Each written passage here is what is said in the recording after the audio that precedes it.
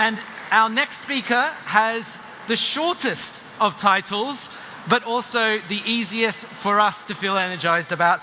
Please welcome to the stage Christian Kroll, the CEO of climate-friendly search engine Ecosia. Christian, welcome. Thank you.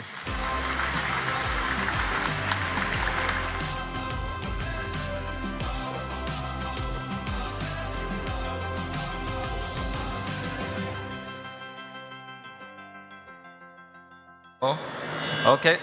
Now, yeah. Good. Good morning. So maybe I'll start with a question. Who of you knows what Ecosia is? Or is... Whoa, that is awesome. I wished we had so much market share in general and not only in this stage. But yeah, for those of you who don't know what we're doing, so we're a search engine. It works like any other search engine. You type in what you're looking for. For example, if you're looking for a hotel in Paris, and then you get your search results. Like other search engines, like Google or Bing, we also display advertisements next to those search results. And when you click on one of those advertisements, then we make money. So far, everything the same. The big difference is that we give 100%, yes, 100% of the profits that we're generating from this to climate projects, especially to tree planting projects. So we're converting land that looks like what you see here on the right side, degraded land, into flourishing ecosystems again. And we're doing this not only because it looks nicer, but because this is really starting a positive cycle. So first of all, we're paying people to plant those trees. We're also giving or planting trees that allow people to earn an income in the future, so really it improves the economic situation. But then we're also, with those trees, we're also improving the local landscape, so helping people have fertile soils again, building up the water cycle again, helping biodiversity. So there's really a positive cycle that we're starting. And above all, if you plant trees that provide what people need, then people don't have to go and cut forests somewhere else anymore. So it's really trying to regenerate the land as much as possible. And of course, trees, not to forget, they are really, really good at removing CO2 from the atmosphere. Actually, if you look at, this might be a bit small, but if you look at the potential that trees have to solve the climate crisis, if you look at what are the top solutions that we have globally to solve the climate crisis, then trees are actually, in some way, trees are part of 12 of the top 20 solutions. So if tree planting is done right, it can actually really, really solve very, very important problems, including the climate crisis and the biodiversity crisis. So what we're trying to do at Ecosia is really to do good tree planting at scale.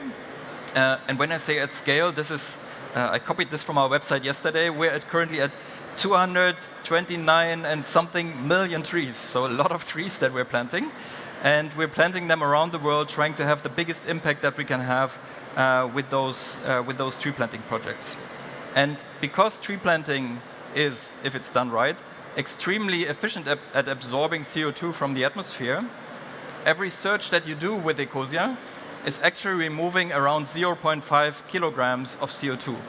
So I'm doing probably hundreds of searches every week. That's thousands of searches every year. That's a few tons of CO2 that you're removing from the atmosphere just by changing your search engine.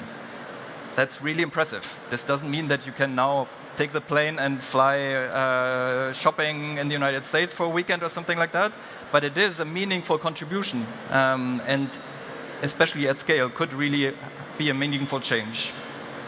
So sometimes people say, this is too good to be true, and it might sound like it, but what we also do is to basically help people build trust in what we're doing, is we publish our financial reports every month.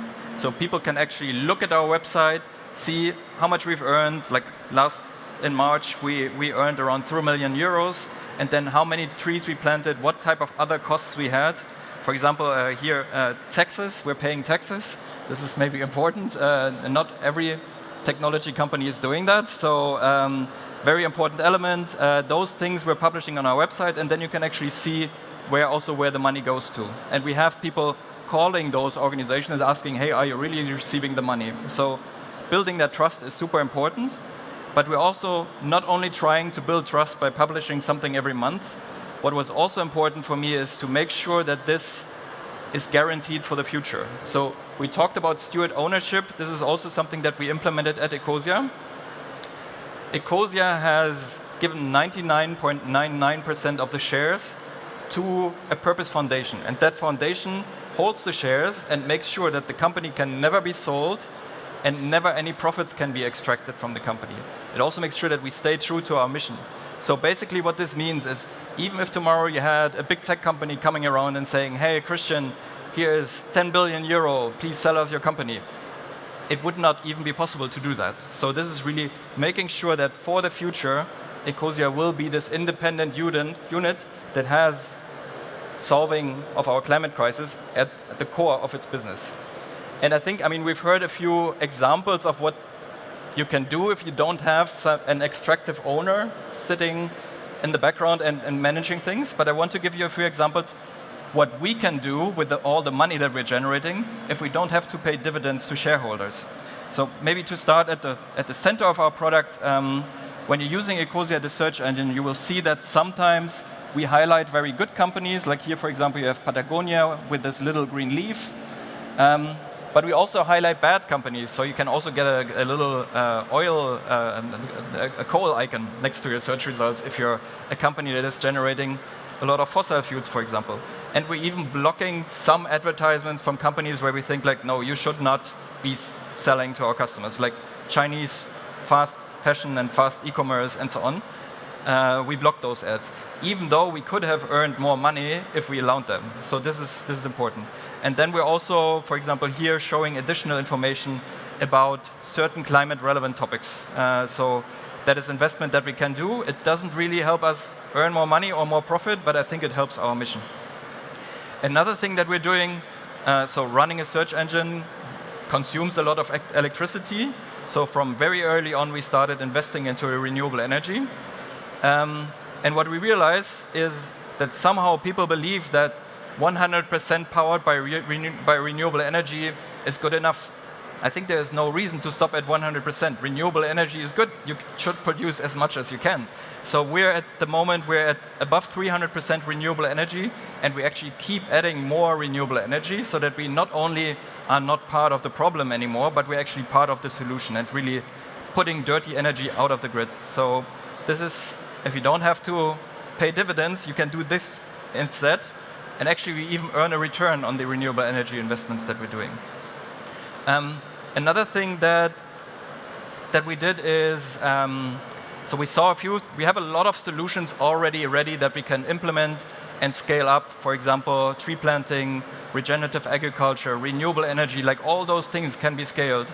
And most of the climate crisis and other crises can be already solved with the technologies that we have. But there are a few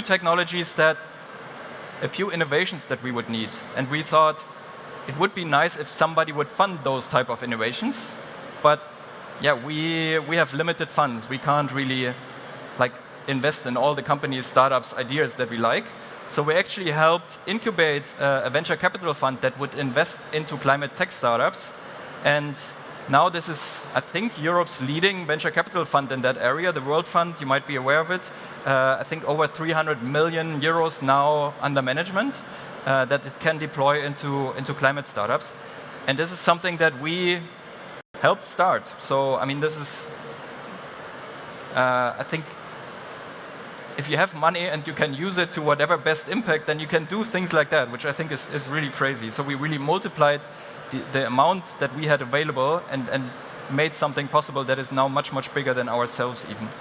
Another thing that we realized was that it's great that we're trying to save the planet, it's great that we're planting trees, financing renewable energy, or innovating in climate tech, but there's still a lot of people who are actually destroying our planet, and those people need to be stopped. So what we do, for example, is finance campaigns that try to stop those types of things, try to stop the destructive economy. So we were involved into the law about ecocide. We protected or helped protect one of a German forest that was about to be cut down by a coal company. And also in France, for example, we're trying to stop the expansion of the highway A69. So those things we also can do. We realized it's not only NGOs who can do that type of work. companies can do that as well. So if you just have the right mindset, that you can really make this type of change happen as well. And another thing that I think is becoming more and more relevant, we're also investing into European digital sovereignty. So let's just assume theoretically that there was, in the United States, a president that is going crazy, just theoretical assumption. If that president decided that the tech companies should not give their technology anymore to Europeans, we would really be in trouble. We would have to go back to phone books. There is no digital technology that is owned here in Europe. If you wanted to find out the address of, I don't know, something in Paris, there is no real infrastructure for that that is held European. And that, I think, is very concerning. So I hope that the relationships between the United States and Europe will always be good and positive, and that we will have responsible leaders.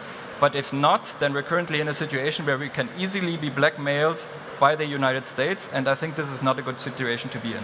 It's also not a good situation for us to be in as a company, because we depend on those big tech companies as partners. But I think especially as a European citizen, I'm very, very concerned. So what we did together with our French partner and competitor Quant, we started building up our own European search index. This might at some point become very, very relevant for all of us. Let's see. I hope not, but I think this might be really, really relevant. So I think it's quite interesting what a pretty small company, I mean, we're a 100-people company, not big, what a pretty small company can do if it operates under a regenerative model. For me, I mean, I'm sometimes, so I plotted this to compare our revenue. I didn't forget, can you see the chart? Yeah. So I didn't forget to put in Ecosia. It's just, if you put it at scale, unfortunately, it's not visible. So really, I sometimes wonder, what could we do if we were operating at that size? This is really my dream, to operate a regenerative company at that size. I think at that size, we could really solve many of the world's crises. So I wished I had that many resources.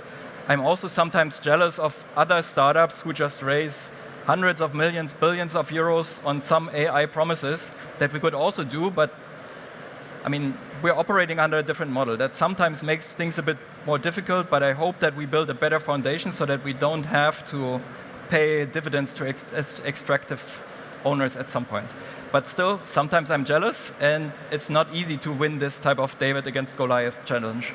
So I think this David against Goliath, I think this is really the mental image that we have.